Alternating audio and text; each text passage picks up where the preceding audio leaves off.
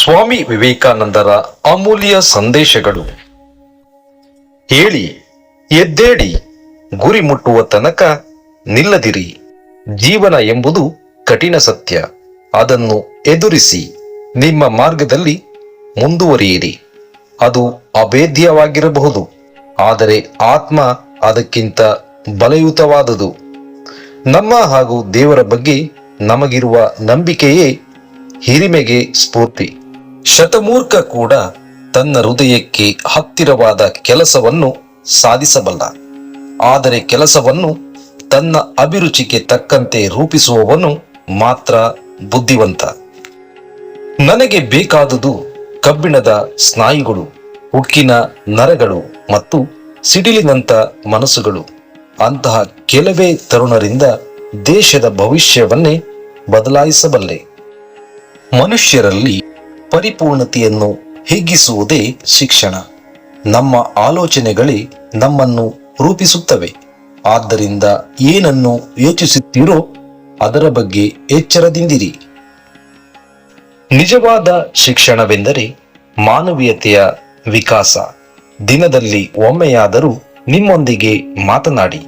ಇಲ್ಲವಾದಲ್ಲಿ ವಿಶ್ವದ ಅತ್ಯುತ್ತಮ ವ್ಯಕ್ತಿಯನ್ನು ಭೇಟಿಯಾಗುವ ಅವಕಾಶದಿಂದ ವಂಚಿತರಾಗುತ್ತೀರಿ. ಅದೃಷ್ಟ ಎಂದರೆ ಅವಕಾಶವನ್ನು ಪಡೆಯುವವನು, ಬುದ್ಧಿವಂತ ಎಂದರೆ ಅವಕಾಶವನ್ನು ಸೃಷ್ಟಿಸಿಕೊಳ್ಳುವವನು.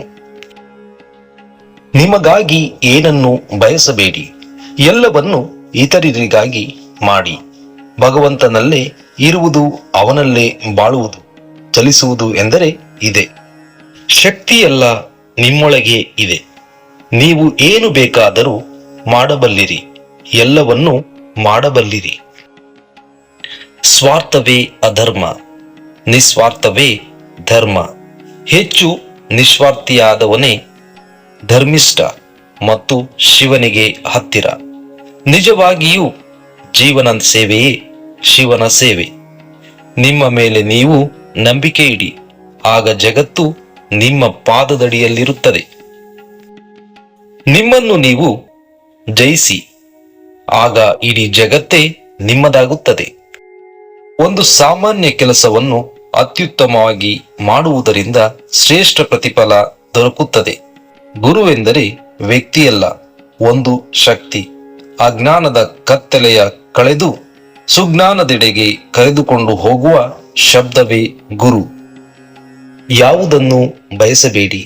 ನಮ್ಮನ್ನು ದುಃಖಕ್ಕೊಳಪಡಿಸುವ ಎಲ್ಲ ಕಷ್ಟಗಳಿಗೂ ಆಸೆಯೇ ಕಾರಣ.